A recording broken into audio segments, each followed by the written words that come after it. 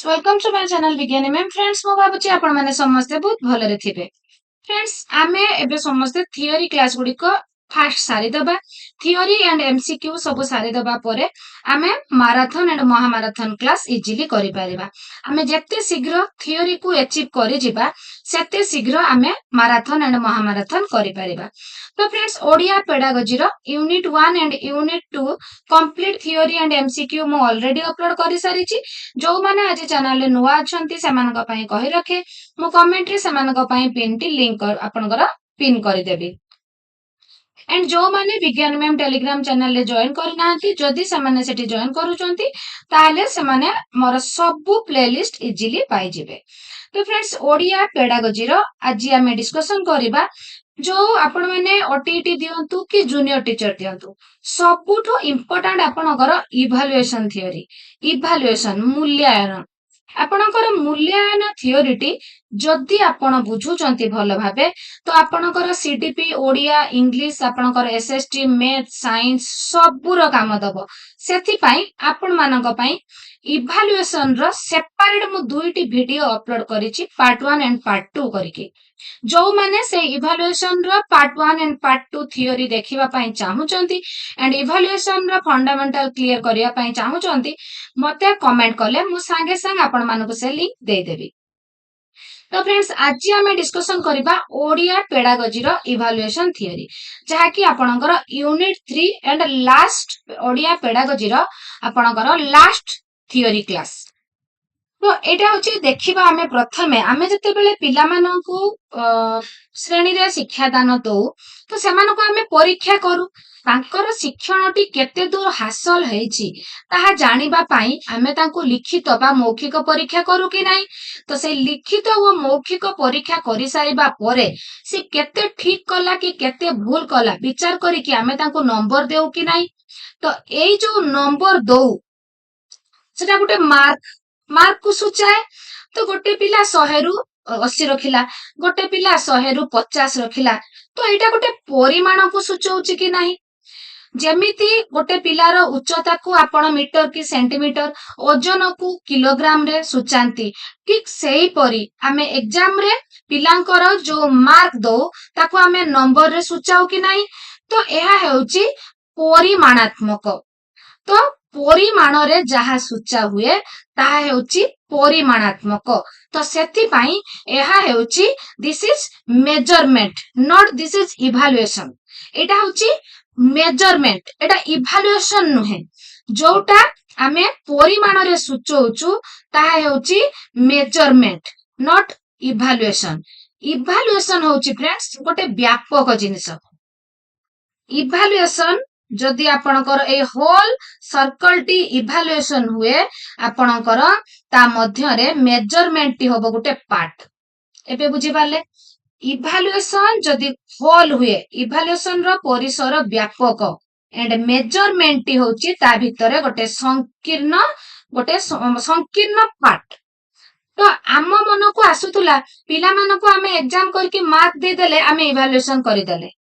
तो एटा इवैल्यूएशन रो गोटे मात्र पार्ट नॉट कि मार्क देई दबाटा गोटे होल पार्ट। इवैल्यूएशन रो गोटे पार्ट हेउची मार्क दबा जहा हेउची परिमाणात्मक एंड ताको परिमापन बा मेजरमेंट कहती।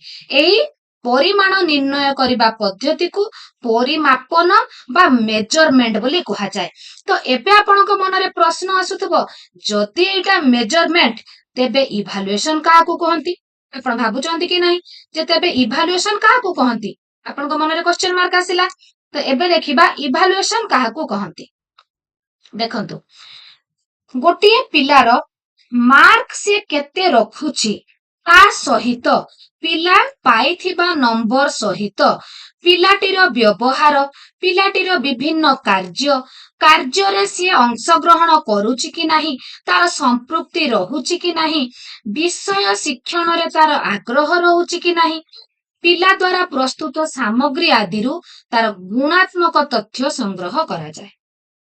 आपण तार मार्क रु ପରିମାଣାତ୍ମକ ତଥ୍ୟ ପାଇଲେ ଏଣ୍ଡ ତାର ବ୍ୟବହାର ଏଣ୍ଡ ତାର ବିଭିନ୍ନ କାର୍ଯ୍ୟ ଏଣ୍ଡ ଆପଣଙ୍କର ବିଦ୍ୟାଳୟରେ ଦୈନନ୍ଦିନ ଜୀବନରେ ହେଉଥିବା କାର୍ଯ୍ୟ ଗୁଡିକରେ ତାର ସମ୍ପୃକ୍ତି ବା ଅଂଶଗ୍ରହଣରୁ ଆପଣ ତାର ଗୁଣାତ୍ମକ ତଥ୍ୟକୁ ସଂଗ୍ରହ କଲେ। ତ ଏଇ ପରିମାଣାତ୍ମକ ଏଣ୍ଡ ଗୁଣାତ୍ମକ ଯେତେବେଳେ ମିଶିଗଲା ତାହା ହେଇଗଲା ମୂଲ୍ୟାୟନ। ଗୋଟିଏ ପିଲାର ପରିମାଣାତ୍ମକ ଓ ଗୁଣାତ୍ମକ ଦିଗ ସମ୍ପର୍କରେ ଯେତେବେଳେ ଆପଣ ତଥ୍ୟ ଗ୍ରହଣ କରନ୍ତି ତାହା ହେଉଛି ମୂଲ୍ୟାୟନ। ଏବେ ଫ୍ରେଣ୍ଡସ୍ ଆପଣ ବୁଝିପାରିଲେ କି ନାହିଁ? ମାର୍କଟି ହେଉଛି ଗୋଟେ ସାଇଡ କେବଳ ମେଜରମେଣ୍ଟ, ବଟ୍ ଆପଣଙ୍କର ପରିମାଣାତ୍ମକ ଓ ଗୁଣାତ୍ମକ ଉଭୟ ଦିଗକୁ ଯେତେବେଳେ ପରୀକ୍ଷା କରାଯାଏ ତାହା ହେଉଛି ମୂଲ୍ୟାୟନ। ପିଲାଟିର ଶିକ୍ଷଣ ଅଗ୍ରଗତି ସମ୍ପର୍କରେ ଧାରଣା କରିବା ପାଇଁ ଆପଣଙ୍କୁ ପରିମାଣାତ୍ମକ ବିବରଣୀ ସହିତ ଗୁଣାତ୍ମକ ବିବରଣୀ ମଧ୍ୟ ଜାଣିବା ଜରୁରୀ। କାହିଁକି? ଯଦି ଆମେ ଗୁଣାତ୍ମକ ଓ ପରିମାଣାତ୍ମକ ଉଭୟ ବିବରଣୀ ଜାଣୁଛେ ତାହେଲେ ପିଲାଟିର ଆପଣ ଅଲରାଉଣ୍ଡ ଡେଭଲପମେଣ୍ଟ ହେଇଛି କି ନାହିଁ ଜାଣିପାରିବେ, ତାର ସାମଗ୍ରିକ ବିକାଶ ହେଇଛି କି ନାହିଁ ଆପଣ ଜାଣିପାରିବେ। ତ ଉଭୟ ବିବରଣୀ ଜାଣିବା ପରେ ପିଲାଟିର ଶିକ୍ଷଣ ଅଗ୍ରଗତି ସମ୍ପର୍କରେ ଯେଉଁ ବିଚାର କରାଯାଏ ତାକୁ ମୂଲ୍ୟାୟନ କୁହାଯାଏ। ଏବେ ବୁଝିପାରିଲେ ଫ୍ରେଣ୍ଡସ୍? ଉଭୟ ବିବରଣୀକୁ ଆପଣ ଜାଣିବେ, ତାକୁ ରେଜିଷ୍ଟର ମେଣ୍ଟେନ କରିବେ। ରେଜିଷ୍ଟର ମେଣ୍ଟେନ କରିବା ପରେ ପିଲାଟିର ଅଗ୍ରଗତି ସମ୍ପର୍କରେ ଯେଉଁ ଧାରଣା ବା ଆପଣ ଯେଉଁ ବିଚାର କଲେ ତାହା ହେଉଛି ମୂଲ୍ୟାୟନ ବା ଇଭାଲୁଏସନ। ତ ଫ୍ରେଣ୍ଡସ୍ ଇଭାଲୁଏସନ ଆଣ୍ଡ ମେଜରମେଣ୍ଟ ଏବେ ବୁଝି ଯାଇଥିବେ ନିଶ୍ଚୟ। ଯଦି ମନରେ ଡାଉଟ୍ ଥାଏ ନିଶ୍ଚୟ କମେଣ୍ଟ କରିବେ। ନେକ୍ସଟ MCQ ଭିଡିଓରେ ମୁଁ ଆପଣମାନଙ୍କର ଡାଉଟ୍ କ୍ଲିୟର କରିବାକୁ ନିଶ୍ଚୟ ଚେଷ୍ଟା କରିବି। କାହିଁକି ନା ଯେହେତୁ ପ୍ରତିଟି ଭିଡିଓ କେବଳ ଆପଣମାନଙ୍କ ପାଇଁ, ତ ମୁଁ ଚାହୁଁନି ଯେ ଆପଣମାନଙ୍କ ମନରେ ଡାଉଟ୍ ରହୁ ବୋଲି। ଦେଖିବା ନେକ୍ସଟ। ଏବେ ଦେଖିବା ଆପଣ କଣ ମୂଲ୍ୟାୟନ କରିବେ। ପିଲାର ପଠିତ ବିଷୟବସ୍ତୁ ସହିତ ପିଲାର ହାସଲ ହୋଇଥିବା ଯୋଉ ଉପଲବ୍ଧି, ପିଲା କେତେ ଉପଲବ୍ଧି କରିଛି, ଆପଣ ଆଶା କରୁଥିବା ଲକ୍ଷ୍ୟକୁ ପିଲା କେତେ ଦୂର ହାସଲ କରିଛି ତାହା ଆପଣ ମୂଲ୍ୟାୟନ କରିବେ। ପଠିତ ବିଷୟବସ୍ତୁର ସାମଗ୍ରିକ ଉପଲବ୍ଧିର କଳନା କରି ତାର ମୂଲ୍ୟବୋଧ ନିର୍ଣ୍ଣୟ କରିବାକୁ ମୂଲ୍ୟାୟନ କୁହାଯାଏ। ଲେଖି ନିଅନ୍ତୁ ଫ୍ରେଣ୍ଡସ୍। ପଠିତ ବିଷୟବସ୍ତୁର ସାମଗ୍ରିକ ଉପଲବ୍ଧି, ସାମଗ୍ରିକ କହିଲା ଉଭୟ ପରିମାଣାତ୍ମକ ଓ ଗୁଣାତ୍ମକ, ସାମଗ୍ରିକ ଉପଲବ୍ଧିର କଳନା କରି ତାର ମୂଲ୍ୟବୋଧ ନିର୍ଣ୍ଣୟ କରିବାକୁ ମୂଲ୍ୟାୟନ କୁହାଯାଏ। ଦେଖନ୍ତୁ ଫ୍ରେଣ୍ଡସ୍, ମୂଲ୍ୟାୟନର ଉଦ୍ଦେଶ୍ୟ। ମୂଲ୍ୟାୟନ ଆପଣ ଯୋଉ କରିବେ ତାର ଉଦ୍ଦେଶ୍ୟ ରହୁଛି ଶିକ୍ଷାର୍ଥୀଙ୍କର ଆବଶ୍ୟକତା, ଆଗ୍ରହ ଓ ପୂର୍ବ ଅଭିଜ୍ଞତା ଗୁଡିକୁ ଆବିଷ୍କାର କରିବା। ଆପଣ ପିଲାକୁ ମୂଲ୍ୟାୟନ କରିବା ଦ୍ୱାରା ତାର କଣ ଆବଶ୍ୟକତା ରହୁଛି, ତାର କଣ ଆଗ୍ରହ ରହୁଛି, ତାର ପୂର୍ବର ଅଭିଜ୍ଞତା କିପରି ଥିଲା ଆପଣ ତାକୁ ଆବିଷ୍କାର କରିପାରିବେ। ଶିକ୍ଷାର୍ଥୀ ମାନେ କଣ ଜାଣିଛନ୍ତି ଓ କଣ ଜାଣିବେ, କଣ ଜାଣିଛନ୍ତି ଆଗକୁ କଣ ଜାଣିବେ ତାହା ମଧ୍ୟ ଆପଣ ନିର୍ଣ୍ଣୟ କରିପାରିବେ।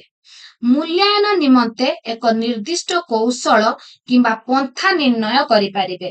ଆପଣଙ୍କର ଆଗକୁ ମୁଁ ବୁଝେଇବି ଏ ଷ୍ଟେପ ପରେ ଯୋଉ ମୂଲ୍ୟାୟନ 4 ପ୍ରକାର, ସେଥିରେ ଆପଣଙ୍କର ଗୋଟେ ମୂଲ୍ୟାୟନ ଅଛି ଯାହା ଆପଣ ମୂଲ୍ୟାୟନ ନିମନ୍ତେ କୌଶଳ ଓ ପନ୍ଥା ନିର୍ଣ୍ଣୟ କରିବେ।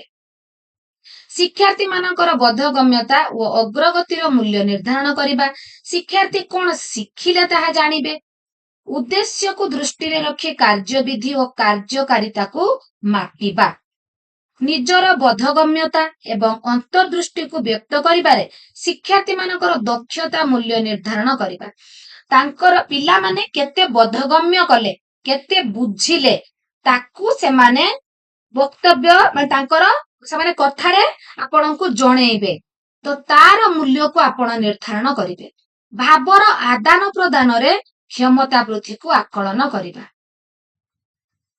ଏବେ ଦେଖିବା ମୂଲ୍ୟାୟନର କୌଶଳ 2 ପ୍ରକାର। ମୌଖିକ ଭାବରେ ଆପଣ ମୂଲ୍ୟାୟନ କରିପାରନ୍ତି, ଲିଖିତ ଭାବରେ ଆପଣ ମୂଲ୍ୟାୟନ କରିପାରନ୍ତି। ତ ମୂଲ୍ୟାୟନର କୌଶଳ ଆପଣଙ୍କର 2 ପ୍ରକାର, ମୌଖିକ ଏଣ୍ଡ ଲିଖିତ। ମୌଖିକ ଧାରା मौखिक धारा रे शिक्षार्थी को प्रश्न पत्र दिया जाए नहीं, केवल कथोपकथन, साक्षात्कार, पर्यवेक्षण, प्रश्न उत्तर और व्यक्तित्वर परिमाप आदि जरिया मौखिक मूल्यांकन कराଯାए। आपण कथबार्ता माध्यम करें, साक्षात्कार माध्यम करें जो इंटरव्यू करती एंड पर्यवेक्षण आपण ऑब्जर्व करके तो यहाँ हूँ मौखिक धारा। मौखिक धारा रे मूल्यांकन करने द्वारा शिक्षार्थी भाव विनिमय तार जो मनर भाव को विनिमय कर दक्षता विकास हुए। पिलाटी जितेबाला प्रथमे श्रेणी गृह को आसुची जदि आपण ताको डायरेक्ट पाठ पढ़े देबे ता मनर भाव को आपण बुझी पारिबेनी। जदि आपण तू आज कोन खाइचु रे तो मन भल अछि, तू काई आज हसुनु, तू आज काई मन दुख करिचु ना, तू आज बहुत हसुतु, तू कोन खुशी अछु, कोन पाई खुशी अछु। तो एई टाइप रे छोट छोट प्रश्न द्वारा तार भाव विनिमय दक्षतार विकास साधन हुए, जहा पिला को भविष्यत रे तार इंटरव्यू रे साक्षात्कार जनित भय दूर करे। पिलार आपण जेते मौखिक विकास करिवे भविष्यत रे तार जो इंटरव्यू फेस करिबारे साक्षात्कार जनित भय दूर हुए, भाव प्रकाश दक्षतार अभिवृद्धि घटी थाए, तार जो भाव प्रकाश दक्षतार अभिवृद्धि घटी जाए। शिक्षार्थीर बोध, मानसिक गणन दक्षता, पढ़िबार शैली, यथार्थ विषय वस्तु प्रकाश और चातुर्य आदिर विकास घटे। एटा गला आपणकर मौखिक। लिखित धारा रे कोन हुए, पिला माननकु क्वेश्चन दिया जाए, प्रश्न उत्तर पिलांकु लेखिबाकु दिया जाए। तो लेखिबाकु जे दिया जाए सेठी दुई प्रकार प्रश्न सेमानकु दिया जाए, गोटे होची आपणकर रचनात्मक एंड आउ गोटे होची वस्तुनिष्ठ। दुई प्रकार रचनात्मक होची आपणकर रचनात्मक रे दीर्घ उत्तरमूलक, संक्षिप्त उत्तरमूलक रहे एंड वस्तुनिष्ठ रे आपणकर कोन हुए, आपणकर शून्य स्थान पूरण, मेलक प्रश्न, आपणकर बहु विकल्प जोटा आपण ओटीटी की जेटी एग्जाम रे देबे एमसीक्यू टाइप रो बहु विकल्प प्रश्न एगुडी को सब वस्तुनिष्ठ रे रहे। वस्तुनिष्ठ रे कोन हुए, तार उत्तर गोटिए शब्द किंबा आपणकर गोटिए नंबर रे आसे, एटा होची वस्तुनिष्ठ। देखंतु फ्रेंड्स, लिखित धारा रे छात्र छात्री मानकर बोध शक्ति, युक्ति शक्ति, चिंता शक्ति और सृजनी शक्तिर परिमाप करा जाय पारे। तो लिखित धारा रे छात्र छात्री मानकर कोन परिमाप करा जाय, बोध शक्ति, युक्ति शक्ति, चिंता शक्ति और सृजनी शक्ति। लिखित परीक्षा रे कोन हुए ना व्यक्ति निष्ठता जनित दोष रुहे। व्हाट इज सब्जेक्टिविटी, व्यक्ति निष्ठता कोण, आपण मानको प्रश्न मन को निश्चय प्रश्न आसुथबो, एबे बुझिबा व्यक्ति निष्ठता दोष कोण देखिबा। देखंतु लिखित परीक्षा रे जेते बेले आपणकर दीर्घ उत्तरमूलक कि संक्षिप्त उत्तरमूलक आपण लेखिबाकू देबे सेठी कोन हुए, व्यक्ति निष्ठता दोष रुहे। बट वस्तुनिष्ठता प्रश्न रे व्यक्ति निष्ठता दोष रुहेनी। केमती रुहेनी देखंतु, दीर्घ उत्तरमूलक कि संक्षिप्त उत्तरमूलक प्रश्न जेतेबेले पिलाटी लेखुची आपण देखिबे से खाता को, मु देखिबे से खाता को। आपण जेतेबेले देखिबे आपणको आपणको दृष्टिरु जोटा भल लागिबो आपण सेई टाइप रे मार्क देबे। गोटे 10 मार्किया प्रश्न रो उत्तर आपणको भल लागिबो आपण 10 रु 9 देबे, मते टिके मन को छुईबनी मु 10 रु 8 देबी। तो एटा होची व्यक्तिनिष्ठता दोष। किंतु जदि गोटे एमसीक्यू टाइप रो वस्तुनिष्ठता प्रश्न को आपण देखिबे मु देखिबी, सेठी तो एमसीक्यू जेतटा ठीक थिबो आपण भी 10 रु 9 दबा को बाध्य, मु भी 10 रु 9 दबा को बाध्य। एठी व्यक्तिनिष्ठता दोष रुहे नाही। बट दीर्घ उत्तरमूलक, संक्षिप्त उत्तरमूलक प्रश्न रे, मुक्त उत्तरमूलक, रचनात्मक प्रश्न रे आपणकर व्यक्तिनिष्ठता दोष रोहे। जेते जण मूल्यांकनकारी आसी मूल्यांकन करिवे मार्क भेरी निश्चय करिवो। तो एहा हेउची व्यक्तिनिष्ठता दोष। लिखित परीक्षार प्रश्न पत्र रे उद्दिष्ट प्रश्न समूहर कौनसी विधिबद्ध सूत्र नथिबारु परीक्षा फलर वैधता और विश्वस्तता बाधा प्राप्त हुए। देखंतु वैधता काहाकू कहा जाए, विश्वस्तता काहाकू कहा जाए। जेउ उद्देश्य नेकी आपण पिलांको परीक्षा करिवे, जदि पिलार ପିଲା ପାଖରୁ ଆପଣଙ୍କର ସେଇ ଉଦ୍ଦେଶ୍ୟ ସାଧିତ ହେଇଯାଏ, ସେଇ ପ୍ରଶ୍ନ ବୈଧ ବା ଭ୍ୟାଲିଡ ବୋଲି ଆପଣ ଜାଣନ୍ତି। ବିଶ୍ୱସ୍ତତା ବା ରିଲିଏବିଲିଟି କଣ? ନା ଆପଣ ଗୋଟିଏ ଧରନ୍ତୁ ସାହିତ୍ୟର ପ୍ରଶ୍ନ କରି ଅଷ୍ଟମ ଶ୍ରେଣୀର 40 ଜଣ ପିଲାଙ୍କୁ ଆଜି ପରୀକ୍ଷା କଲେ, ସେମାନଙ୍କର ଯେତେ ଲବ୍ଧାଙ୍କ ବା ମାର୍କ ରହିଲା ସେଇ ସମାନ ପ୍ରଶ୍ନ ସମାନ ପିଲାଙ୍କୁ ନେଇ ମାସେ ପରେ ଏକ୍ଜାମ କରିବେ, 2 ମାସ ପରେ ଏକ୍ଜାମ କରିବେ, ସପ୍ତାହେ ପରେ ଏକ୍ଜାମ କରିବେ। ଯଦି ପିଲାମାନଙ୍କର ଲବ୍ଧାଙ୍କ ବା ମାର୍କ ସେଇ ସମାନ ଟାଇପରେ ସେଇ ପାଖାପାଖି ରହିଲା, ସେମାନଙ୍କର ମାର୍କର ସ୍ଥିରତା ରହିଲା, ଦିସ୍ ଇଜ ରିଲିଏବିଲିଟି ବା ବିଶ୍ୱସ୍ତତା ବୋଲି କୁହାଯାଏ, ବିଶ୍ୱସନୀୟତା ମଧ୍ୟ କୁହନ୍ତି। ଏବେ ଫ୍ରେଣ୍ଡସ୍ ବୁଝିପାରିଲେ, ଗୋଟେ ଗୋଟେ ଲାଇନ ରେ ବହୁତ ଇମ୍ପୋର୍ଟାଣ୍ଟ କଥା ଫ୍ରେଣ୍ଡସ୍ ଅଛି। ଆପଣ ଯେତେବେଳେ MCQ କ୍ଲାସ କରିବେ ସେତେବେଳେ ଭାବିବେ ଯେ ମ୍ୟାଡାମ କହୁଥିଲେ ଆମେ କାହିଁକି ଭଲ ଭାବେ ବୁଝିଲେନି। ଥିଓରି କ୍ଲାସକୁ ମୁଁ କାହିଁକି ଇମ୍ପୋର୍ଟାନ୍ସ ଦିଏ ଫ୍ରେଣ୍ଡସ୍, ନା ଯଦି ଆପଣ ଥିଓରିରେ ଫଣ୍ଡାମେଣ୍ଟାଲ କ୍ଲିୟର କରୁଛନ୍ତି, ଯୋଉ ଟାଇପର MCQ ପଢିଲେ ମଧ୍ୟ ଆପଣଙ୍କୁ କେହି ବି ଠକେଇ ପାରିବ ନାହିଁ, ଆପଣ ମାନେ ଇଜିଲି ମାର୍କ ରଖିବେ, ଆପଣଙ୍କର ଟିକେ ବି ଡାଉଟ ରହିବନି। ଆପଣ କ୍ୱେଶ୍ଚନ ପଢିବେ, ସାଙ୍ଗେ ସାଙ୍ଗ MCQ ର ଆନ୍ସର ଦେବେ। ଏବେ ଆମେ ମୂଲ୍ୟାୟନ ପାଖକୁ ଯିବା। ମୂଲ୍ୟାୟନ ସାଧାରଣତଃ 4 ଭାଗରେ, ଗଠନାତ୍ମକ, ସାମଗ୍ରିକ, ନିଦାନାତ୍ମକ ଏଣ୍ଡ ବ୍ୟବସ୍ଥାପକ, 4 ପ୍ରକାର ଆପଣଙ୍କର ମୂଲ୍ୟାୟନ ରହୁଛି। ତ ବ୍ୟବସ୍ଥାପକ ମୂଲ୍ୟାୟନ କଣ? ସାଧାରଣତଃ କୌଣସି ପାଠ୍ୟକ୍ରମକୁ ପ୍ରବେଶ କରିବା ପୂର୍ବରୁ, ଗୋଟିଏ ଶ୍ରେଣୀକୁ ପ୍ରବେଶ କରିବା ପୂର୍ବରୁ କିମ୍ବା ପ୍ରବେଶ କରିବା ବେଳେ ଯେଉଁ ମୂଲ୍ୟାୟନ କରି ପିଲାକୁ ସେଇ ଶ୍ରେଣୀରେ ପ୍ରବେଶ କରିବାକୁ ସୁଯୋଗ ଦିଆଯାଏ ତାହା ହେଉଛି ବ୍ୟବସ୍ଥାନ ମୂଲ୍ୟାୟନ ବା ପ୍ଲେସମେଣ୍ଟ ଇଭାଲୁଏସନ। ଆପଣଙ୍କର CDP ପ୍ଲସ୍ ଅଲ୍ ସବଜେକ୍ଟରେ এই ଯୋଉ ବ୍ୟବସ୍ଥାନ ମୂଲ୍ୟାୟନ ବା ପ୍ଲେସମେଣ୍ଟ ଇଭାଲୁଏସନ ଆପଣ କ୍ଲିୟର ହେବେ, ଆପଣଙ୍କୁ ସବୁ ଆପଣଙ୍କର ମୂଲ୍ୟାୟନ କ୍ଲାସରେ ସାହାଯ୍ୟ କରିବ। ଆପଣ DELED ପଢିଲେ, କେମିତି ପଢିଲେ? ଗୋଟେ ପ୍ଲେସମେଣ୍ଟ ଇଭାଲୁଏସନ ଦେଲେ କି ନାହିଁ? ଆପଣ ବିଏଡ କରୁଛନ୍ତି, କେମିତି ବିଏଡ କରୁଛନ୍ତି? ଆପଣ ଗୋଟେ ପ୍ଲେସମେଣ୍ଟ ଇଭାଲୁଏସନ ଦଉଛନ୍ତି କି ନାହିଁ? ତ ସେଇ ଗୋଟେ ଶ୍ରେଣୀକୁ ପ୍ରବେଶ କରିବା ପୂର୍ବରୁ ଯେଉଁ ମୂଲ୍ୟାୟନ ଆପଣ ଫେସ୍ କରୁଛନ୍ତି, ଦିସ୍ ଇଜ ପ୍ଲେସମେଣ୍ଟ ଇଭାଲୁଏସନ। ତ ଆପଣଙ୍କର ନବୋଦୟ ହେଲା କି ପଞ୍ଚମ ଶ୍ରେଣୀର ପିଲାମାନେ ଷଷ୍ଠରେ ନବୋଦୟ ପାଇଁ ହଉ କି ଆଦର୍ଶ ବିଦ୍ୟାଳୟ ପାଇଁ ହଉ, OAVS ପାଇଁ ଯୋଉ ସବୁ ଇଭାଲୁଏସନ ର ଫେସ୍ କରୁଛନ୍ତି ସେଗୁଡିକ ବ୍ୟବସ୍ଥାନ ମୂଲ୍ୟାୟନ। ତାପରେ ଯିବା ନିଦାନାତ୍ମକ ମୂଲ୍ୟାୟନ। ନିଦାନାତ୍ମକ ମୂଲ୍ୟାୟନ ଫ୍ରେଣ୍ଡସ୍ କଣ? ଦେଖନ୍ତୁ, ଗଠନମୂଳକ ମୂଲ୍ୟାୟନରେ କୌଣସି ଶିକ୍ଷାର୍ଥୀ ବାରମ୍ବାର କେତେକ ଦୁର୍ବଳତା ପ୍ରଦର୍ଶନ କରୁଥିଲେ ତହିଁର ନିରାକରଣ ପାଇଁ ନିଆଯାଉଥିବା ପ୍ରତିକାରମୂଳକ କାର୍ଯ୍ୟର ଆଶାନୁରୂପ ଫଳ ପ୍ରଦାନ କରୁନଥିଲେ ଏପରି ଦୋଷ ଦୁର୍ବଳତାର ଅନୁଧ୍ୟାନ ଆବଶ୍ୟକ ହେଇଥାଏ। ବୁଝିପାରିଲେନି କି ଫ୍ରେଣ୍ଡସ୍? ଟିକେ ବଡ ଲାଇନ ହେଇଗଲା, ଠିକ ଅଛି, ମୁଁ ବୁଝେଇ ଦଉଛି। ଦେଖନ୍ତୁ, ଗଠନମୂଳକ ମୂଲ୍ୟାୟନ ମାନେ ଫର୍ମେଟିଭ ଆସେସମେଣ୍ଟ, ଯୋଉଟା FA1 ବୋଲି କହନ୍ତି। ଆପଣ ଗୋଟିଏ ପିଲାକୁ ଗୋଟିଏ ବିଷୟର ଗୋଟିଏ ପ୍ରସଙ୍ଗରେ FA1 କଲେ, FA1 କଲା ପରେ ଆପଣ ଦେଖିଲେ ପିଲାର ଦୋଷ ଦୁର୍ବଳତା ରହିଲା, ପିଲା ପାଖରୁ ଆପଣ ଉଦ୍ଦେଶ୍ୟଟି ଫୁଲଫିଲ କରିପାରିଲେ ନାହିଁ, ତ ତା ପାଇଁ ପ୍ରତିକାରମୂଳକ ବ୍ୟବସ୍ଥା ଆପଣ ତାକୁ ରିମେଡିଆଲ କୋଚିଂ ଦେଲେ। ରିମେଡିଆଲ କୋଚିଂ ଦେଲା ପରେ ବି ପିଲାର ଉଦ୍ଦେଶ୍ୟ ଯେତେବେଳେ ଆଶାନୁରୂପ ନ ହୁଏ ସେତେବେଳେ ଆପଣ ତାର ଦୋଷ ଦୁର୍ବଳତାକୁ ଅନୁଧ୍ୟାନ କରନ୍ତି। ସେଇ ଯୋଉ ଦୋଷ ଦୁର୍ବଳତାକୁ ଅନୁଧ୍ୟାନ କରନ୍ତି ତାହା ହେଉଛି ନିଦାନାତ୍ମକ ମୂଲ୍ୟାୟନ। ବଟ୍ ଆମର ବିଦ୍ୟାଳୟ ସ୍ତରରେ ସାଧାରଣତଃ କେବଳ ଆପଣଙ୍କର FA1 ଯୋଉଟା ଗଠନମୂଳକ ମୂଲ୍ୟାୟନ and SA1 SA2 ଯୋଉଟା ସାମଗ୍ରିକ ବା ସমেটিভ ଇଭାଲୁଏସନ କରାଯାଏ। ଗଠନମୂଳକ and ସାମଗ୍ରିକ, ଫର୍ମେଟିଭ and ସমেଟିଭ, 2 ପ୍ରକାର ମୂଲ୍ୟାୟନ କରାଯାଏ। ବଟ୍ ଆମର ମୂଲ୍ୟାୟନ ହେଉଛି 4 ପ୍ରକାର। ଏବେ ଦେଖିବା ଗଠନମୂଳକ ମୂଲ୍ୟାୟନ କଣ?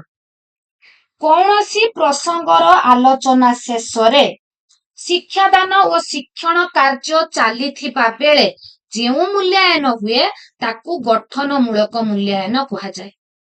କୌଣସି ପ୍ରସଙ୍ଗର ଆଲୋଚନା ଶେଷରେ ତ ମୁଁ କହିଲି, କିନ୍ତୁ ଶିକ୍ଷାଦାନ ଓ ଶିକ୍ଷଣ କାର୍ଯ୍ୟ ଚାଲିଥିବା ସମୟରେ ଫ୍ରେଣ୍ଡସ୍ କାହିଁକି କହିଲି? ନା କାହିଁକି SA2 ପାଇଁ ଯେମିତି ସରକାର ଗୋଟେ ବିଧିବଦ୍ଧ ଡେଟ୍ ଦିଅନ୍ତି, ବିଧିବଦ୍ଧ ପ୍ରଶ୍ନପତ୍ର ପ୍ରସ୍ତୁତ କରି ଓଡ଼ିଶା ସାରା ସମସ୍ତ ବିଦ୍ୟାଳୟକୁ ପଠାନ୍ତି, ଗଠନମୂଳକରେ ସେମିତି ହୁଏ ନାହିଁ।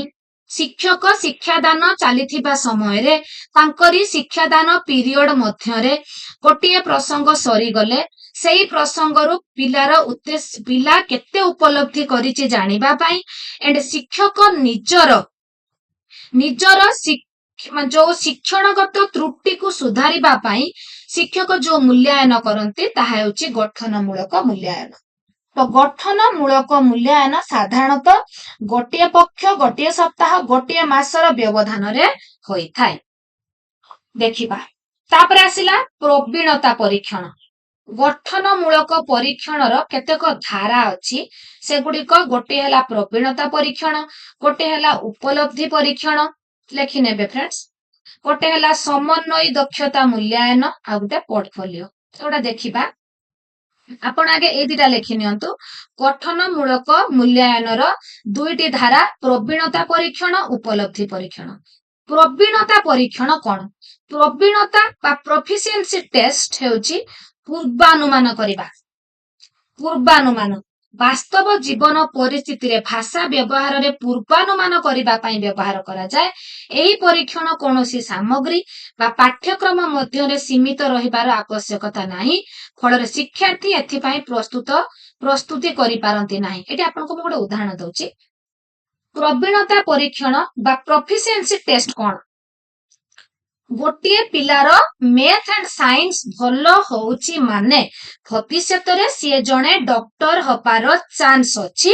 This is proficiency test. ଗୋଟେ ଲାଇନରେ ଆପଣ ମାନେ ବୁଝିଗଲେ, ତାହା ହେଉଛି ପ୍ରବୀଣତା ପରୀକ୍ଷଣ। ଉପଲବ୍ଧି ପରୀକ୍ଷଣ କଣ? ଉପଲବ୍ଧି ପରୀକ୍ଷଣ ପାଠ୍ୟକ୍ରମ ସହିତ ଜଡିତ, ବଟ୍ ପ୍ରବୀଣତା ପରୀକ୍ଷଣ ପାଠ୍ୟକ୍ରମ ସହିତ ଜଡିତ ନୁହେଁ। ନିଶ୍ଚୟ କ୍ୱେଶ୍ଚନ ଆସିବ, ପ୍ରିଭିୟସ ଇୟରରେ ଆସିଛି, ଏବେ ମଧ୍ୟ ଆସିବ। ତ ଭଲ ଭାବେ ଫ୍ରେଣ୍ଡସ୍ ବୁଝନ୍ତୁ, ଉପଲବ୍ଧି ପରୀକ୍ଷଣ ପାଠ୍ୟକ୍ରମ ସହିତ ନିବିଡ଼ ଭାବରେ ସମ୍ପୃକ୍ତ। ଶିକ୍ଷଣ ପରେ ଶିକ୍ଷାର୍ଥୀ ଠିକ ଭାବରେ ଜାଣିଛି କି ନାହିଁ, କେତେ ଦୂର ଶିକ୍ଷଣ ଦକ୍ଷତା ହାସଲ କରିଛି ଜାଣିବା ପାଇଁ ଯୋଉ ଟେଷ୍ଟ ହୁଏ ତାହା ହେଉଛି ଆଚିଭମେଣ୍ଟ ଟେଷ୍ଟ। କାହାକୁ କହନ୍ତି? ପିଲାମାନଙ୍କୁ କିଛି ସଂଗ୍ରହ କରି ଆଣିବାକୁ କୁହାଯାଇଥାଏ। କିଛି ପୁରୁଣା ଆପଣଙ୍କର ଟଙ୍କା ହେଲା, ବିଭିନ୍ନ ପ୍ରକାର ପକ୍ଷୀଙ୍କର ଫଟୋ ହେଲା, କି ଆପଣଙ୍କର ଇଂରେଜ ମାନଙ୍କର କିଛି ତଥ୍ୟ ହେଲା, ଏଗୁଡିକ ଐତିହାସିକ ଜାଗାର ଚିତ୍ର ହେଲା, ଏଗୁଡିକ ସବୁ ପିଲାଙ୍କୁ ସଂଗ୍ରହ କରିକି ଆପଣ ଗୋଟେ ବୋର୍ଡ ଲଗେଇଥିବେ ବିଦ୍ୟାଳୟରେ, ସେ ବୋର୍ଡରେ ସେମାନେ ଆଣିକି ସବୁ ଅଠା ଦେଇକି ଚିପକିବେ କିମ୍ବା ପେନରେ ଲଗେଇବେ। ୟାକୁ ଯୋଉ ମୂଲ୍ୟାୟନ କରାଯାଏ ବ୍ୟକ୍ତିଗତ ଭାବରେ ଆପଣଙ୍କର ଏଟା ସହପାଠୀ ମାନଙ୍କ ସହିତ ବି ମୂଲ୍ୟାୟନ କରାଯାଏ, ଶିକ୍ଷକ ମଧ୍ୟ ଏହାକୁ ମୂଲ୍ୟାୟନ କରନ୍ତି। ଏହା ହେଉଛି ପୋର୍ଟଫୋଲିଓ ମୂଲ୍ୟାୟନ।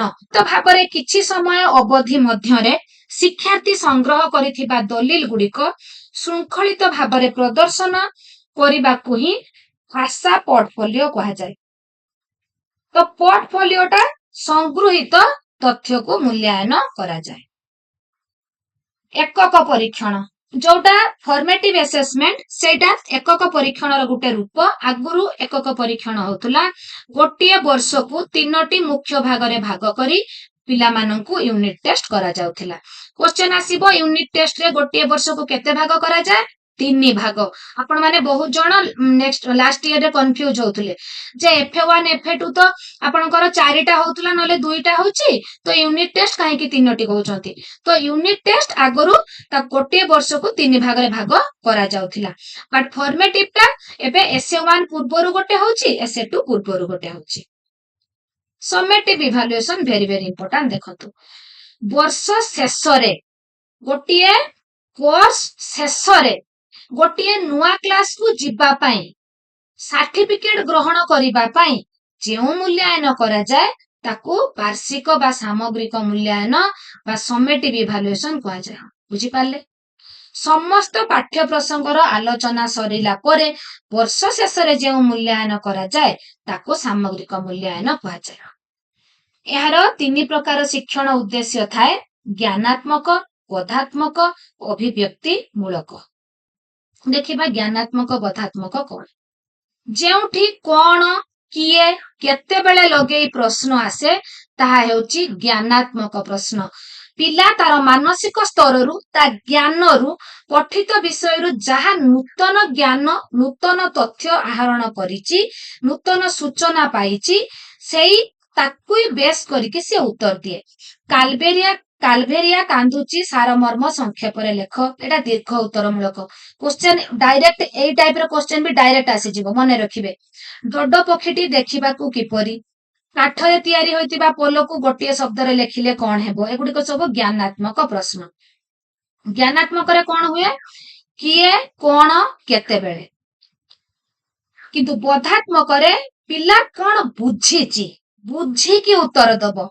ଆପଣଙ୍କର କାହିଁକି ଯୋଉଠି ଲାଗିଥିବ, କାହିଁକି, ପାର୍ଥକ୍ୟ ଦର୍ଶାଅ, ସାମଞ୍ଜସ୍ୟ ଦର୍ଶାଅ, ତୁଳନା କର, ଏଇ ଟାଇପ ର ଯୋଉଠି ଥିବ ସେଇଟା ହେଇଯିବ ଆପଣଙ୍କର ବୋଧାତ୍ମକ। କୋଣାର୍କ ମନ୍ଦିର ବିଷୟରେ ଚର୍ଚ୍ଚା କଲେ ଧର୍ମପଦର ନାଁ ସ୍ୱତଃ ମନକୁ ଆସେ କାହିଁକି। କାହିଁକି ଥିବ ମାନେ ଆପଣଙ୍କର କାହିଁକି, କାରଣ ଦର୍ଶାଅ, ପାର୍ଥକ୍ୟ ଦର୍ଶାଅ, ସବୁ ବୋଧାତ୍ମକ ପ୍ରଶ୍ନ। ଅଭିବ୍ୟକ୍ତି ମୂଳକ ପ୍ରଶ୍ନ। ଛାତ୍ର ଶିଖିଥିବା ଶବ୍ଦ, ରୂଢି, ବଚନିକା ପ୍ରଭୃତି ଭାଷାରେ ବ୍ୟବହାର କରିପାରୁଛି କି ନାହିଁ, ଅର୍ଥାତ୍ ନିଜର ମନୋଭାବକୁ ଉପଯୁକ୍ତ ଭାବେ ପ୍ରକାଶ କରୁଛି କି ନାହିଁ ପରୀକ୍ଷା କରାଯାଏ। ଆଲସଖୀ ଆପଣା ମହତ ଆପେ ରଖି, ତାର ଅର୍ଥ କଣ? ଜଳର 5ଟି ପ୍ରତିଶବ୍ଦ। ଓ ଲଗାଇ ବିପରୀତ ଅର୍ଥ ସୂଚକ ଶବ୍ଦ ଲେଖ। ତ ମୂଲ୍ୟାୟନର ମୁଖ୍ୟ ଆୟୁଧ ହେଉଛି ପ୍ରଶ୍ନପତ୍ର। ପ୍ରଶ୍ନପତ୍ରରେ 3 ପ୍ରକାର ପ୍ରଶ୍ନ ଥାଏ। ଦୀର୍ଘ ଉତ୍ତର ମୂଳକ 100 ଶବ୍ଦରୁ 150 ଶବ୍ଦ। ପ୍ରାଥମିକ ସ୍ତରରେ ଲେଖି ନିଅନ୍ତୁ ଫ୍ରେଣ୍ଡସ୍, ଏଣ୍ଡ ଉଚ୍ଚତର ଶ୍ରେଣୀରେ 150 ରୁ 300 ଶବ୍ଦ ଲେଖିନେଲେ। କ୍ଷୁଦ୍ର ଉତ୍ତର ମୂଳକଟା ତାଠୁ ଟିକେ କ୍ଷୁଦ୍ର, 30 ରୁ 50 ଶବ୍ଦ ମଧ୍ୟରେ ହୋଇଥାଏ। ଏଣ୍ଡ ବସ୍ତୁନିଷ୍ଠ ପ୍ରଶ୍ନଟି ଆପଣଙ୍କର ଗୋଟିଏ ଶବ୍ଦ, ତାର ଉତ୍ତର ଗୋଟିଏ ଶବ୍ଦରେ ହୋଇଥାଏ। ଏଥିରେ ଉତ୍ତର ନିର୍ଦ୍ଦିଷ୍ଟ ହୁଏ। ଦେଖିବା, ଦେଖନ୍ତୁ, ଶୂନ୍ୟ ସ୍ଥାନ ପୂରଣ କରିବାକୁ ଆପଣଙ୍କୁ ଦେଇଛି। ବନ୍ଧନୀ ମଧ୍ୟରୁ ଉପଯୁକ୍ତ ଶବ୍ଦ ବାଛି ଶୂନ୍ୟ ସ୍ଥାନ ପୂରଣ କର। ତ ପାରାଦୀପ ଏକ ଡେସ୍ ବନ୍ଦର, ତ ଆପଣଙ୍କୁ ଏଇଥିରୁ ବାଛିକି ଲେଖିବାକୁ ପଡିବ। ଶୂନ୍ୟ ସ୍ଥାନଟି ପୂରଣ କରିବ। ତ ଶୂନ୍ୟ ସ୍ଥାନ ପୂରଣ ଆପଣ ଯୋଉ କରିବେ, ତ ଏଠି ଆପଣଙ୍କର ଉତ୍ତରଟି ଗୋଟିଏ ନିର୍ଦ୍ଦିଷ୍ଟ ଶବ୍ଦରେ ଆସିଲା କି ନାହିଁ। ତ ଆପଣଙ୍କର ବସ୍ତୁନିଷ୍ଠ ପ୍ରଶ୍ନ ବା ବସ୍ତୁନିଷ୍ଠ ବା ନିର୍ଦ୍ଦିଷ୍ଟ ଉତ୍ତର ମୂଳକ ପ୍ରଶ୍ନଟି ସବୁବେଳେ ଗୋଟିଏ ନିର୍ଦ୍ଦିଷ୍ଟ ଉତ୍ତର ହିଁ ହବ। ଗୋଟିଏ ଉତ୍ତରଦାତା ଭିନ୍ନ ଭିନ୍ନ ହେଲେ ମଧ୍ୟ, ପ୍ରଶ୍ନରେ ଭିନ୍ନତା ଥିଲେ ମଧ୍ୟ, ଗୋଟିଏ ପ୍ରଶ୍ନର ଗୋଟିଏ ମାତ୍ର ଉତ୍ତର ହିଁ ଠିକ ଥାଏ। ଏ ପ୍ରକାର ଉତ୍ତରରେ ଭାଷା, ଭାବ ଓ ବିଷୟ ବିନ୍ୟାସକୁ ବିଚାରକୁ ନେବାର ଅବକାଶ ରହେ ନାହିଁ। ଏଠି ଆପଣଙ୍କୁ ବେଶୀ କିଛି ଭାବିବାକୁ ପଡିବ ନାହିଁ। ଆପଣଙ୍କୁ ଉତ୍ତର ମାତ୍ର ଗୋଟିଏ ହିଁ ରହିଥିବ। ଆପଣଙ୍କୁ ଯେତେବେଳେ ଦୀର୍ଘ ଉତ୍ତର ମୂଳକରେ ଆପଣଙ୍କୁ କୁହାଯିବ ଯେ ଡୋଡ ପକ୍ଷୀ ବିଷୟରେ ଲେଖ, ତ ସେଠି ଡୋଡ ପକ୍ଷୀ ବିଷୟରେ ଗୋଟିଏ ପିଲା ତାର ଭାଷା ଜ୍ଞାନ ଅନୁସାରେ ବହୁତ କିଛି ଲେଖିଦବ, ଆଉ ଗୋଟେ ପିଲା ଆଉ ଟିକେ କମ ଲେଖିବ। ବଟ୍ ଏଠି ଯେତେବେଳେ ପାରାଦୀପ ଏକ ଡେସ୍ ବନ୍ଦର ଲେଖାଗଲା, ସେଠି ଆପଣଙ୍କର ସେ ଭଲ ପିଲାଟେ ହଉ କି ଏଭରେଜ ପିଲାଟେ ହଉ, ସେ ଉତ୍ତରଟି ନିର୍ଦ୍ଦିଷ୍ଟ ଗୋଟିଏ ହିଁ ଲେଖିବ କି ନାହିଁ? ଠିକ ନିର୍ଦ୍ଦିଷ୍ଟ ଉତ୍ତର ଲେଖିବ। ସେଠି ତାକୁ ଭାବିକି ଆଉ ଅଧିକା ଲେଖିବାକୁ ଚାନ୍ସ ନାହିଁ। ତ ଶୂନ୍ୟ ସ୍ଥାନ ପୂରଣ ହେଉଛି ବସ୍ତୁନିଷ୍ଠ ପ୍ରଶ୍ନ। ଆଉ ଗୋଟେ ଆସିଲା ଆପଣଙ୍କର ମେଳକ ପ୍ରଶ୍ନ ବା ମ୍ୟାଚିଂ ଟେଷ୍ଟ। ଆପଣଙ୍କୁ କ ସ୍ତମ୍ଭ ଏଣ୍ଡ ଖ ସ୍ତମ୍ଭ ଦିଆଯାଇଥିବ। କ ସ୍ତମ୍ଭ ଓ ଖ ସ୍ତମ୍ଭର ତଳେ ଥିବା ଏଇ ଯୋଉ ଶବ୍ଦ ଗୁଡିକୁ ଏକାଂଶ କୁହାଯାଏ। କଣ କୁହାଯାଏ? ଏକାଂଶ। ତ ଏଇ ମେଳକ ପ୍ରଶ୍ନରେ 2ଟି ବିଭାଗରେ ଦିଆ ହୋଇଥିବା ଶବ୍ଦ, ଶବ୍ଦପୁଞ୍ଜ ବା ପଦ ମଧ୍ୟରେ ସମ୍ପର୍କ ସ୍ଥାପନ କରିବାକୁ ଶିକ୍ଷାର୍ଥୀଙ୍କୁ ସୂଚନା ଦିଆଯାଏ। ତ ଏଠି ମଧ୍ୟ ନିର୍ଦ୍ଦିଷ୍ଟ, ଏଠି ଆପଣଙ୍କର ପିଲାଟି ଗୋଟିଏ ନିର୍ଦ୍ଦିଷ୍ଟକୁ ଟାଣିବ। ଭୁଲ ହଉ କି ଠିକ ହଉ, ସେ ଗୋଟିଏକୁ ହିଁ ସେ ଟାଣିବ। ଏଠି ସିଏ ଅଧିକା କିଛି ଲେଖିବାର ଚାନ୍ସ ନାହିଁ। ତ ଏଇଟା ମଧ୍ୟ ଆପଣଙ୍କର ମେଳକ ପ୍ରଶ୍ନ ମଧ୍ୟ ଗୋଟେ ବସ୍ତୁନିଷ୍ଠ ପ୍ରଶ୍ନ। ଉତ୍ତର ମନୋନୟନ ମୂଳକ। ମନୋନୟନ ଆପଣ ଚଏସ୍ କରିବେ। ମନୋନୟନ କଣ? ଚଏସ୍ କରିବେ। ସମ୍ମୁଖ ଏଠି ଦେଇଛି, ତା ଭିତରୁ କୋଉଟା ଠିକ ଆପଣ ତା ଚାରିପଟେ ଗୋଲ ବୁଲେଇବେ। ଚାରିପଟେ ଯୋଉ ଗୋଲ ବୁଲେଇବେ, ଆପଣ ନିଜେ ପ୍ରଥମେ ଚଏସ୍ କରିକି ତ ଗୋଲ ବୁଲେଇବେ ନା। ମୂଲ୍ୟାୟନରେ ଜ୍ଞାନ, ବୋଧ ଓ ଅଭିବ୍ୟକ୍ତି ଏ ସମସ୍ତ ଉଦ୍ଦେଶ୍ୟ ସାଧନ ନିମନ୍ତେ ଏ ପ୍ରକାର ପ୍ରଶ୍ନ ପଚରାଯାଏ। ଏଥିରେ କଣ ହୁଏ ନା, ଏହାକୁ ବହୁ ବିକଳ୍ପ ପ୍ରଶ୍ନ ମଧ୍ୟ କୁହାଯାଏ। ଆପଣ ଯେମିତି ଓଟିଇଟି ରେ କି ଜେଟି ରେ ଦେବେ, 4ଟି ଅପସନ ଥିବ, ଆପଣ ସେଥିରୁ ଗୋଟେ ବାଛିବେ କି ନାହିଁ? एमसीक्यू आपणकर मल्टीपल चॉइस क्वेश्चन आपनको दिया। एटी जमती चारोटी देइछि आपण गोटे बाछिकी गोल बुलेबे, सेठी सेमती आपण गोटे गोल बुलेबे। तो एहा मध्य वस्तुनिष्ठ प्रश्न। सत्यासत्य ट्रू फॉल्स याकू यार अन्य नाम दि विकल्प, याकू दि विकल्प मध्य कहती।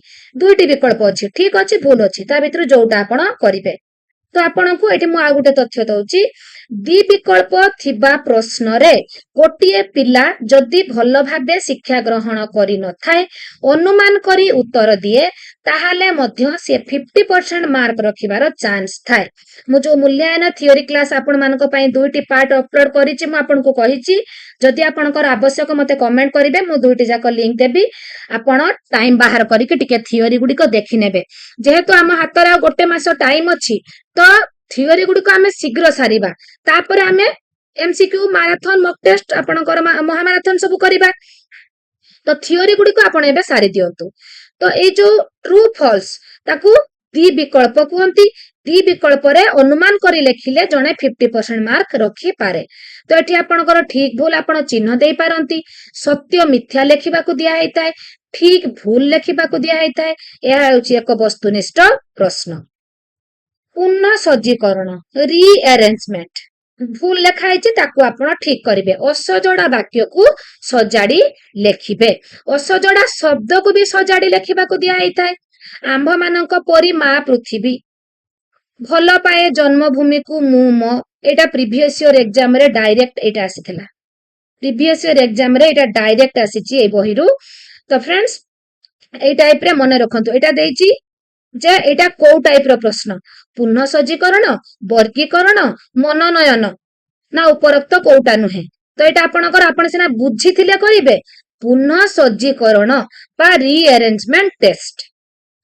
मु जो आपण को थियोरी क्लास टी करूची, आपण नोट कॉपी रे पुनः सज्जीकरण प्रश्न साइड रे गोटे एग्जांपल लिखि दउथबे, वर्गीकरण प्रश्न गोटे एग्जांपल लिखि दउथबे, तेले एग्जाम आगो दिन आपण माने टिके नोट कॉपी टा ओलटी की जिबे।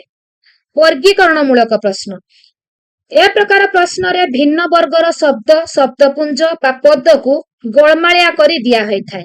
शिक्षार्थी सेगुडी को निर्दिष्ट वर्ग अनुसार सजाड़ी थाए। आपण को पशु और पक्षी को आपण मिसेई के लिखि देबे। पिला को कहबे पशु अलगा कर, पक्षी अलगा कर। आपण बन रे रहउतबा पशु एंड गृहपालित पशु को मिसेई लिखि देबे, समान को अलगा करबा को कहिबे। तो एठी से माने वर्गीकरण करिवे। विभिन्न वर्गर शब्द, शब्दपुंज बा पद को गोलमालिया करी दिया हेतिबो, समाने निर्दिष्ट वर्ग अनुसार सजाड़ी लिखिबे। ताहा हेउची वर्गीकरण मूलक प्रश्न। नेक्स्ट आसीबा दृष्टांत मूलक प्रश्न। आपनकर वर्गीकरण पर आसिला दृष्टांत। दृष्टांत बा एग्जांपल बा उदाहरण, जोठी आपन को गोटे उदाहरण देकी कहिथिबो जे ता पर प्रश्नटी करो। आपन को कहिथिबो विज्ञान रु वैज्ञानिक, साहित्य रु कोन हबो। तो एठी आपण आखि बंद करके लिखिबे दृष्टांत मूलक प्रश्न, संगे संगे एक मार्क पाइबे, किछि भी भाबिबार नाही। तो एबे आमे गोटे उदाहरण एठी देखिबा, संसार रु सांसारिक, नीति रु नैतिक। तो एटा को टाइप रो प्रश्न हला, जेहेतु एठी उदाहरण देइची, आपनकर एग्जांपल देइची, तो दृष्टांत मूलक प्रश्न। तो मूल्यांकन हबा परे प्रतिपुष्टि पई ताकू पंजीकरण करा जाए। रेजिस्टर रे पिलांकर मार्क को लेखा जाए, से परिमाणात्मक हो कि गुणात्मक हो। एनईपी 2020 कहूची पिलांकर 360 डिग्री डेवलपमेंट को आपणकर प्रोग्रेस रिपोर्ट रे दिया जिवो। आगुरु कोन करा होतला, प्रोग्रेस रिपोर्ट रे केवल परिमाणात्मक बा मार्क लेखा जाउतला, बट एबे एनईपी 2020 कहूची आपणकर सीसीई, आपणकर कंटीन्यूअस कॉम्प्रिहेंसिव इवैल्यूएशन अनुसार पिलार सामग्रिक विकास को तार प्रोग्रेस रिपोर्ट रे दिया जिवो। कौन दिया जीवो प्रगति पत्र रे ना, पिला मार्क केते रखिला तो दिया जीवो, प्लस से समानुवर्ती होउची कि नाही, से खाइबा पूर्वरु हाथ धोउची कि नाही, एगुडी को केमती सब अछि प्रोग्रेस रिपोर्ट रे। रेटिंग स्केल रे बेले बेले हाथ धोउची, सब बेले बेले धोउची, आदो धो नाही, सब बेले धोउची, आदो धो नाही, बेले बेले धोउची, सब बेले धोउची। एमती तीनोटी आपणकर रेटिंग स्केल रो तीनटा पॉइंट थिबो, आपण सेठी ताकू टिक करिके देबे। समानुवर्ती, विद्यालय को पिलाटी प्रतिदिन विलंब रे आसुची, बेले बेले विलंब रे आसुची, सब दिने विलंब रे आसुची। किंबा प्रतिदिन टाइम रे आसुची बेले बेले टाइम रे आसुनी सब बेले टाइम रे आसुची एई टाइप रे सब आपण निजे पॉइंट गुड़िक ठीक करिकी पिला माननको प्रोग्रेस रिपोर्ट देबे। तो एई जो प्रोग्रेस रिपोर्ट टी आपण देबे एथिरे पिला को आपण प्रतिपुष्टि देबे गुड एक्सीलेंट आपण ताकू जणैबे जहा फल रे से आहुरी आगो को जिबा पई चेष्टा करिवो। मूल्यांकन एक लक्ष्य है शिक्षार्थी विषय रे प्रतिपुष्टि पाइबा फीडबैक प्रतिपुष्टि होची फीडबैक पिला विषय रे प्रतिपुष्टि बा फीडबैक संग्रह करिबा। तो फ्रेंड्स ओडिया पेडागोजी रो थियोरी क्लास हमर कंप्लीट हे गला। एबे हमें ग्रामर पार्ट रो थियोरी गुडी को करिबा एंड यार जो एमसीक्यू बा मॉक टेस्ट मो नेक्स्ट क्लास रे नै आसीबी। जदि आपण मन को मोर वीडियो गुडी को भलो लागुथाय लाइक एंड कमेंट करबा को आतो भी भूलिबे नै एंड जदि चैनल नुआ अछंती एंड सब्सक्राइब करूचंती मोर प्रत्येक वीडियो आपण को पाखरे प्रथमे पहुंचीबो। एबे ओडिया पेडागोजी हमर सरिला एबे हमें ओडिया ग्रामर को जिबा एंड आउ जो नेक्स्ट क्लास गुडी को बाकी अछि मो मात्र एई 4-5 दिन भितरे आपनकर सब थियोरी एंड सब एमसीक्यू सारिबी तापर हमें ओनली मैराथन महामाराथन करि चलिबा गोटे मास देन मे 29 रे एग्जाम देबे आपण माने एंड इजीली क्वालिफाई करिवे। आज भाई एतिकी टेक केयर।